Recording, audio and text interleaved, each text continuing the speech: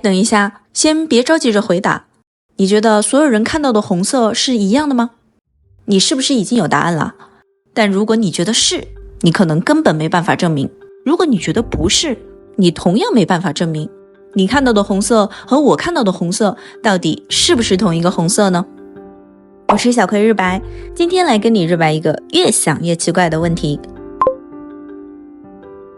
小时候，老师会指着苹果说这是红色，指着天空说这是蓝色，然后我们慢慢学会了如何给世界贴标签。但这里有个很奇怪的地方，老师只能告诉你这个颜色叫什么，却没办法进入你的大脑，看看你感受到的红色到底是什么样子。哲学里有个经典的思想实验叫做倒置光谱，也就是假设有一天你看到的红色其实就是我眼里的绿色，只是从出生开始大家都把这种感觉统一叫做红色，那我们能发现吗？听起来是不是多少有点离谱了？而且你怎么证明它不可能呢？你可能觉得这有什么难的呀，把大脑扫一下不就知道了。可问题是直到今天科学家还真做不到。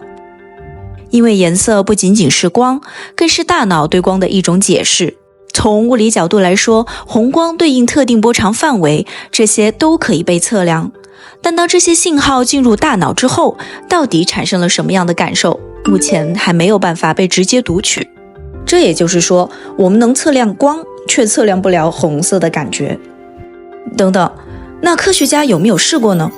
还真试过，而且做过不少颜色判断的实验。下面如果出现两块红色，你觉得哪一块更像你心里标准的红色呢？你会选左边还是右边？别急着选，认真看2秒，你心里的标准红色到底是哪一个呢？结果发现，大部分人的答案虽然很接近，但并不完全一样。有些人会选得偏深一点，有些人会选得偏亮一点。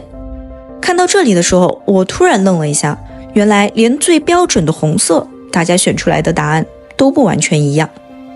更离谱的是，在2015年，一条裙子差点让全世界都吵起来。有些人看到的是蓝黑，有些人看到的是白金，而且双方都很坚定，自己看到的才是对的。如果把当年那张图摆在你面前，你觉得你会看到哪种颜色？蓝黑还是白金？后来科学家发现，问题可能不在于眼睛，而在于大脑对光线环境的推断不同。同一张图片，不同的人可能会给出不同的解释。所以科学目前能告诉我们的其实是，大部分人的视觉系统非常接近，我们大概率生活在一个相似的世界里。但注意，这里的是相似，不是完全一样。说不定你这辈子最熟悉的人看到的红色都和你不完全相同。而今天这个问题真正有意思的地方，可能根本不在于颜色，而在人与人之间。我们每天都默认别人和自己差不多，默认大家看到同样的天空、同样的海洋、同样的红色。可有些东西我们可以共享名字，却未必能共享体验。甚至我们会因为同一件事情产生完全不同的感受，从而发生争论或者误解。可是从头到尾，你不知道别人看到什么，别人也不知道你看到什么。我们都没办法真正进入对方的大脑，但我们每天都默认为大家看到的是同一个世界。你这么一想，这事儿还真挺奇怪的。如果未来某一天科学家真的能读取别人的视觉体验，你最想验证谁看到的颜色？朋友、恋人，还是你自己呢？大家其实看到的一样，还是说每个人都不一样？以后如果你看到一抹红色，说不定会突然卡顿一下。等会儿，别人看到的红色不会真的跟我不一样吧？那我们今天这顿日白就没白聊。因为很多时候真正有意思的可能不是颜色本身，而是我们一直以为彼此看到的是同一个世界。但你这么一想，这件事我们好像从来没有确认过。